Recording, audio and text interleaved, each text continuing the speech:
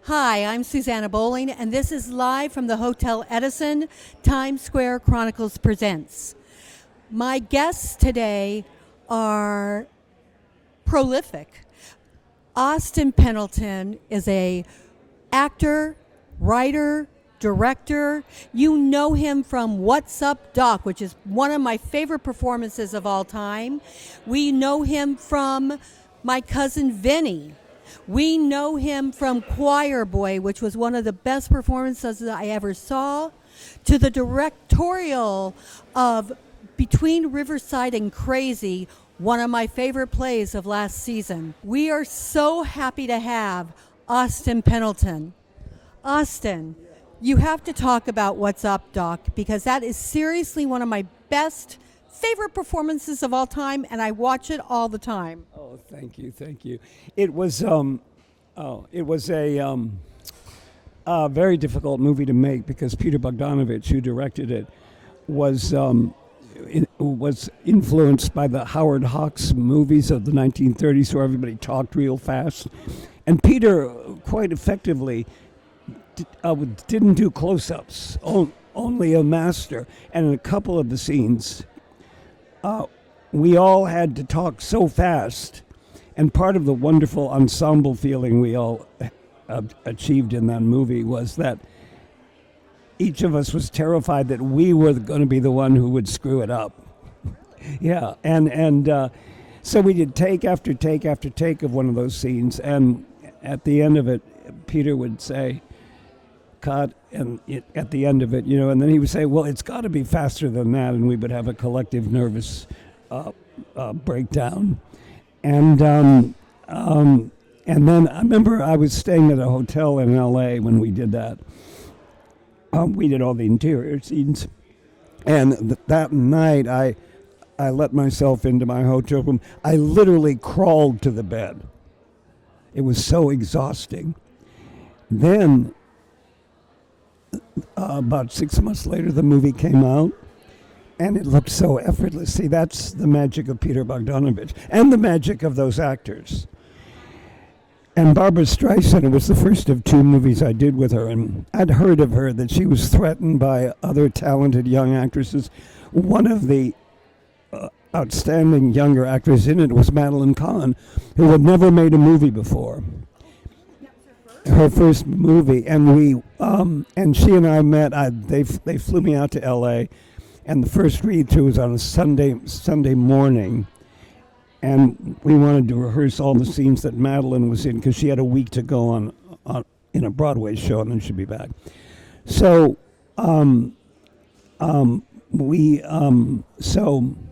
so Barbara was so helpful to Madeline. Everything I'd heard was simply untrue. There was one point where Madeline did a take, of the scene, and then Peter asked for another take, and in some mysterious way, Madeline was even better than she'd been in the first take. So I went up to Madeline. I said, "What made the difference?" She said, "Barbara gave me a tip." It was amazing. I'm going to ask you a question, so hold on. Can you explain to me, was it hard to keep a straight face while working with Madeline Kahn? Because that performance, I think, is one of the greatest comedic performances I've ever seen. I did a whole lot of movies that Madeline was in. And she but you see, when an actor in a comic role is as truthful as she was, you don't crack up. You're just in the moment with her. Yeah. You're best known for My Cousin Vinny. Whenever I mention your name to anybody, oh, My Cousin Vinny. Did that movie change your life? And can you tell me a little bit about My Cousin Vinny? Okay, well, it was directed by Jonathan Lynn. Now, to go back for a minute, a few years before, I'd been over in London in summertime, and I happened to be passing a theater on a Wednesday afternoon of the London production of the Jerome Robbins production of Fiddler on the Roof, And I thought I was kind of lonely because my friend wasn't coming over from Ohio for a couple more days. And so I went backstage and I introduced myself to him. He said, "You must come back to my flat and have tea and supper with me and my wife,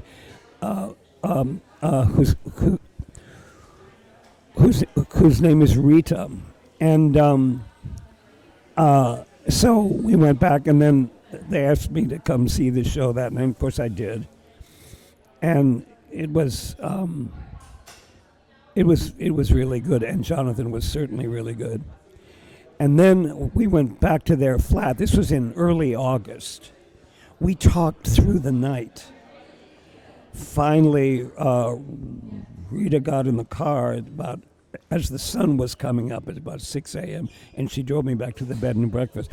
And then I saw them every day that I was there. And they introduced me to people whose work my dad had a wonderful connection with, a comic writer named Donald Ogden Stewart, who had been blacklisted. Oh, yes. Yeah, he'd been blacklisted. So he moved to London. He was remarkably relaxed, and so I met him because I met Jonathan and Rita. And then Jonathan and Rita eventually moved to America, and he made a bunch of films, including My Cousin Vinny. And when I read the script of My Cousin Vinny, I said to Jonathan, "You've got to be kidding. It's a part who stutters." And I myself had struggled with a stutter for many years. And I thought, I'm afraid to do it. So I was in Chicago when I had this exchange, and then I came back to New York, and my wife Katina said, "Jonathan wants to take you to dinner." And there was at that time a wonderful Greek restaurant, and my wife is of Greek ancestry. So a bottle of Ritsina and a fabulous meal, and I succumbed, and I did it. And it understandably upsets Jonathan. When I say this, after that, no director or actor wanted me to be in a movie where I didn't stutter. And I kept saying to my agent, a lovely lady by the name of Deborah Coleman, I kept saying to her, "I'm not going to do them." And she said, "Well, dear, that's all the parts that were being held." The exceptions to that were Barbra Streisand, who put me in The Mirror Has Two Faces, and Whoopi Goldberg, and who was involved with my friend Frank Langella. He's incredible. And then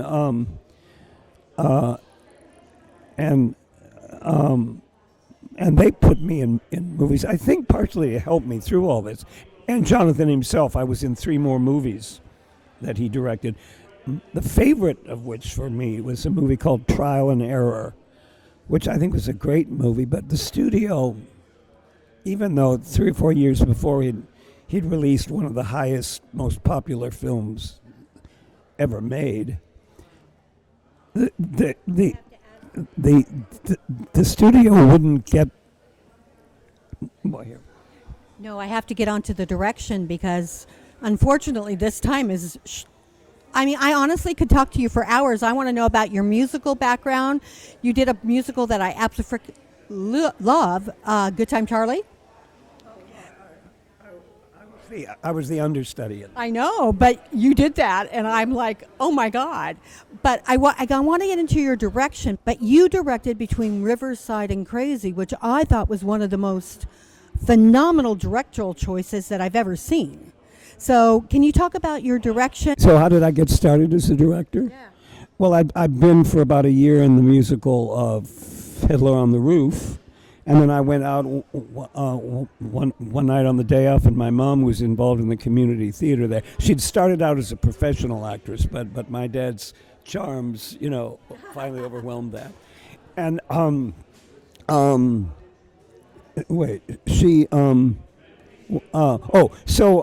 So after my contract was up on Fiddler on the Roof, I was asked to go out and direct my mother at Trumbull New Theater, the community theater that she was involved with. Oh, so your first production was your mom? Yeah, I directed her in the Glass Menagerie, Oh, wow.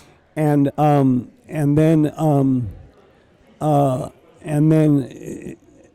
then she directed me and my wife Katina in Chekhov's play The Seagull, and she was tough.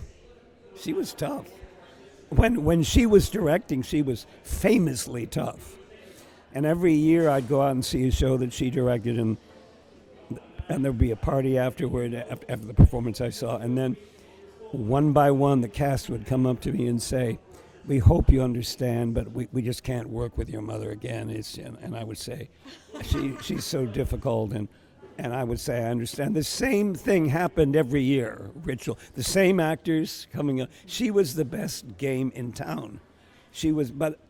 And people would say to me, because the first shows I did were directed by Jerry Robbins, both the play play Odad and Which I love, Oh Dad, Poor Dad. Yeah. Mom's Gun and Hungry for the Pocket. yeah, and the musical Fiddler on the Roof, Right. and the first film I was in was directed by Otto Preminger, who was known to be a stern taskmaster. But I found that if I simply gave in to them, they immediately relaxed. And Otto was a friend of mine for the rest of my life, and so was Jerry. And Jerry came to see all the shows that I'd done, and he would always remark on because I finally had to be fired from Odad because I couldn't control the stuttering because I myself was a stutter, and it would ebb and flow and ebb and flow, and finally they had to fire me. And then I said, and so it closed. So my time in it closed on a Sunday night off Broadway in those days, and there was a party in the bar up at the corner, and all my friends came to meet me in the bar, not the performance, and we celebrated. And then I thought, but Jerry's never going to ask me to work for him again. But he did, and he was very encouraging about the stutter, which had improved tremendously since Odad, because I'd been through a lot of training about it by a wonderful woman named Catherine Montgomery. And he said, so we were in Central Park. We were rehearsing in June, and we were out having lunch, all of us. And he said, I guess some of the stuttering, it's almost completely gone. And I said, yeah, well, I lied. He says, he said, well, don't worry about it. It's way less severe than it was. Please, will you come back and talk to me again? Because your stories are gold. Yes, you can. So and he would come to every show I said, and he would mark this. Then I was reading the great the biography of him by Amanda Vale, and I was reading and she sent me an advanced copy because she'd interviewed me, and I was reading the early years of Jerry Robbins, and he had stuttered. Mm-hmm. Oh my God. So I owe my career to the fact that I stuttered. And you had shows with titles that were longer than God. Yeah, right. This has been a interview with Austin Pendleton, who's directing Fingers and Spoons. But I want Austin back because he is one of the most prolific people in theater today. Right now, we're interviewing somebody that is an actress that is the true immigrant experience. She was born in France. She then was an Australian. She's Canadian. And then she came here and she studied abroad. She has just written a brand new play called Fingers and Spoons that she will be performing at the Soho Playhouse. We are with Pascale Rogers Mckeever. Pascale, tell us a little bit about how you even came to America to perform. Sure. So I actually studied acting in England, and in England I met a lot of actors who came from New York. And I really, really connected with them. And I connected with them so much that I was inspired to leave my country with a backpack and a suitcase. And I arrived here many years ago with the American dream in mind, to just make it here as an actor, basically. That's what happened. And when I think back, it was a very moving moment. I called a friend from the airport. I didn't tell this to my parents because I knew that they would be flipping out. But I called a friend from the airport and I said, you know, I have to tell you something. My heart is beating really fast because I know that I'm leaving for a long time. And even thinking about it is still moving to me. So, and I indeed never went back to France, to my parents' horror. But I've had many lifetimes in America, and it's all good. Now, Fingers and Spoons, you've also wrote. Yes. Where did you get the idea to write your own shows and to do your own shows? So this particular one was, in fact, in response to a friend who dared me to write down, blow by blow, a wonderful sexual experience that I had just had. He's a dear friend, and I was confiding in that friend. And the person said, write it down. I dare you, blow by blow. So lo and behold, I began to write. I was already a writer. I went to Columbia University, and my major was creative writing. And I began to write, and a year later, I had, do you want to know this? I had 750 pages of a manuscript that originally I was thinking would be a fiction manuscript. Then in the end, what happened with that particular piece, it's kind of like having a very big sculpture. I pulled out a chapter from it because I had an opportunity of performing a 40-minute piece. And this particular chapter was my favorite one. And I transformed that into a solo show that would have a beginning, a middle, and an end. It was called A Peek at a 21st Century Love Affair. And that particular piece was a winner at this festival.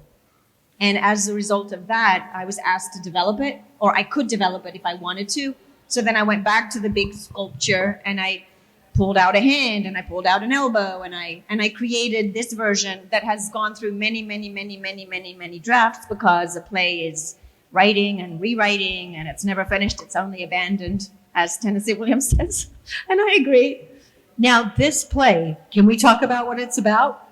Yes, of course. Please, let's talk about it. It's about open marriage. It's about open marriage. It's called Fingers and Spoons, the ins and outs of an open marriage. So the inciting incident is indeed this protagonist who I call Mom, because I think that moms don't get enough light in the world. And she has just decided to go ahead and take the leap and risk an affair, risk her marriage in a way. But the irony is that it's in order to save her marriage that she agreed to the open marriage concept, because it wasn't her idea, it was her husband's idea.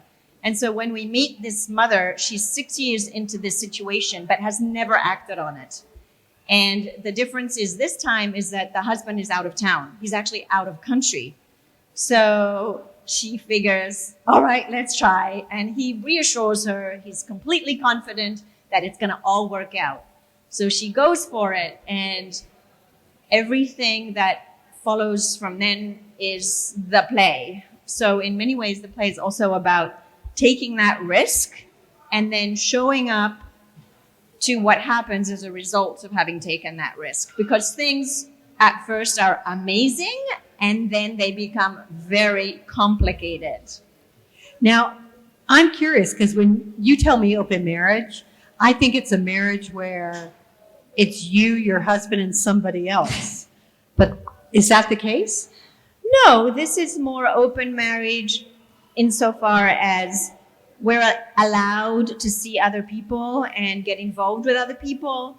In the case of this particular couple, they also tell each other what happens with those other people. They report back to each other. Now, I would say that's not always the case, but that's the case with this particular couple. So the mom character, she'll call him up and she'll say, this just happened. Or she'll call him up and say, now what do I do? and things like that. So Oh my God. that's yeah. And I live in the San Francisco Bay Area, so in some ways it's very San Francisco, but in other ways it's also very universal, because it's really important to remember that this particular open marriage theme is the starting point. That at the end of the day, it's also very much about learning to have more of a voice in the world, choosing to go for one's truth, even though that might have consequences that are painful. It's about the growth of the human spirit, even if there's a lot of growing pains. And it's something that so far audience members react to on a very personal level. They feel like I'm telling their story, and it doesn't mean that they are involved in an open marriage. Wow, I can't even imagine doing that. I'm so loyal and so one person. I'm a one-person person, but if the person that I loved came back and told me their experiences, I think I'd seriously have a fit and die. Well, I think that, again, because this is the starting point, I think the audience can decide for themselves what's actually going on, because, again, this mother, she slowly, well, not that slowly, but she kind of announces little behind the door or behind the doors dynamic with her current husband, and that's not always hunky-dory. So maybe if there are critics out there, maybe they analyze it and they think, well, hold on a second. Was this mom really into her husband, or was she already half out? It's hard to say, right? Everything is complex and has a lot of nuance. And so there's that. Yeah. Does this marriage last? I'm not going to tell. Yeah, I'm going to say no. But there's also a little boy character in the play that I love. And there's something that's important to me. When I wrote the manuscript, I don't know why, but I always knew I would call the protagonist Mom. That's just how I heard it. I don't know why. And by the way, I have no memory of even writing this piece. I don't know how I wrote it. I'm very disciplined, so I did write it every morning, but I don't really remember. And one of the things that occurred to me as a writer and artist in the world is that a lot of the times when you see works out there, they're very much in categories. So you have a book about bondage and sexuality. So you have a book about, how horrible it is to be a mother, and diapers and all of that thing. And you have, but I mean, people, things are put into categories. And what I thought was interesting is, why not have a mom who is also a good mom, who doesn't feel like, oh my God, motherhood is a burden, and who also is a sexual being and even has great sex? Why do we have to only be young to have great sex? Or why do we have to, if we're a mom, suddenly we're not sexy anymore?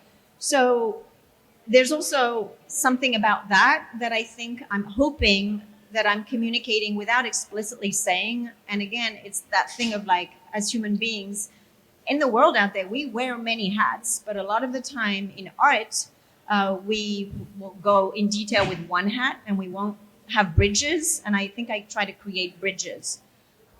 I think that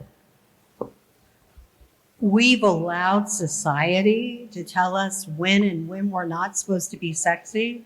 Because in all honesty, I think for women, you want sex more and more and more the older you get, not the younger you get. I think that it's a societal thing that has put breakers on. But I also think that we are also a society that has stopped caring about communication as much as the sexual act. We have a lot of friends with benefit things now, but what do you really get out of that? It's kind of like an exercise. Great exercise, fun exercise, but what do we really get out of that in a fulfilling way, in a spiritual way? Well, you've said two things there that I'm picking up on. I'm picking up on the word communication and societal. And another thing that comes up in this play is that, in fact, this particular mother, who happens to have a really positive sexual experience with her lover, comes from years and years and years of self-hatred and years of self-hating her body and wanting to have a thin body or wanting to have this kind of body, and to the point of being self-destructive about this particular situation. So for her to experience this incredibly powerful experience that happens in this case through sex is also very healing. It's also very healing. And it also makes her land in her body on a whole other level that she's never experienced before. And that is really powerful for her.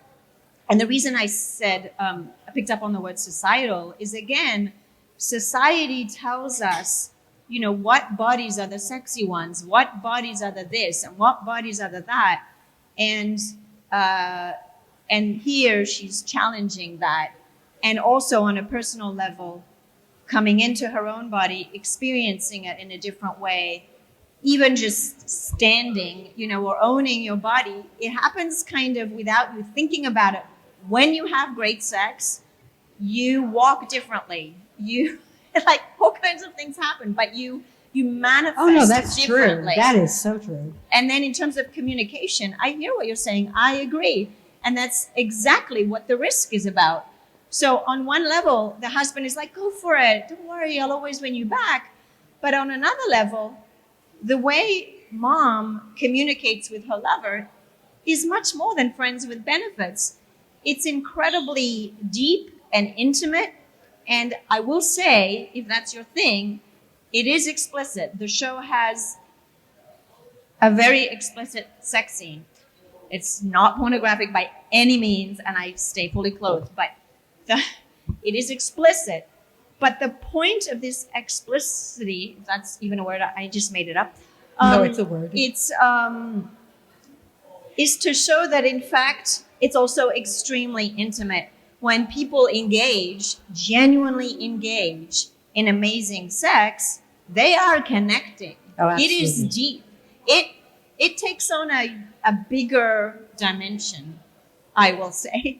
But you don't know it until you experience it. You don't know it until you experience it. And so, you know, and then there begins to be this ache of like, oh, I want more of this, you know. But of course, the lover, he's a bit of a character himself, right? So he and the mom are the protagonists of the story, really. It's funny that you mentioned body dysmorphia, because Correct. I don't think, no matter how thin you are, how heavy you are, I mean, there are women that are like heavy, but they own their bodies and they are super thrilled.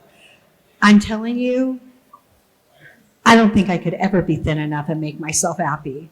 So I completely understand that. I mean, I think you're right. You know, we're told how we're supposed to look instead of going, oh, this is what's healthy for me. And it really should always be about health. It is. And also, I think what I'm attempting to communicate as an artist, and I've done this in other works of mine, is that body dysmorphia, self-hatred, is really deep. It's really deep. And I think more people have it than we think. Yeah, and in the character, in Mom's character, it's also the fight to stay alive and to have the right to live. It's about having the right to live and to take up space. And so I think the character in this show, and for me as a performer doing it, although I would be very happy and I want down the road for many people to perform this show, is about I have the right to exist. I have the right to take up space. No matter what body I have the right to be able to feed myself and enjoy it. I have the right to have great sex. I just get to be, and I don't want to give it away. There's a little bit of analysis or perhaps suggestion as to why my character has such a hard time in believing that she gets to exist, but I don't want to give it away. Come see the play. Speaking of Fingers and Spoons, it plays at the Soho Playhouse. When does it start? So we have previews on Thursday, April 25, 26, 27, 28 at 7 p.m. It's an 80-minute piece. And then we have opening night on May 2nd with a gala party afterwards. And then 4 shows a week for 6 weeks. And it's directed by Austin Pendleton. And it's directed by Austin Pendleton, who I adore. And we get each other's minds. He gets my mind. He gets my writing. He gets my humor. And I get his. I'm a big, big, big fan. Well, thank you very much for being with us. Thank you so much for having me. This has been Susanna Bowling, and this is live from the Hotel Edison, Times Square Chronicles Presents. I would like to thank my amazing videographer, Magda Katz, who I could not do this show without. I would like to thank Ramol Gopez, who brings the Hotel Edison and offers it up to our podcast. I also would like to thank Craig Horsley for being my co-producer. I hope you join us. Our next episode will be all about men and women who write for the musical theater, but also write fan books for TV and film. I hope you join us. Thank you very much.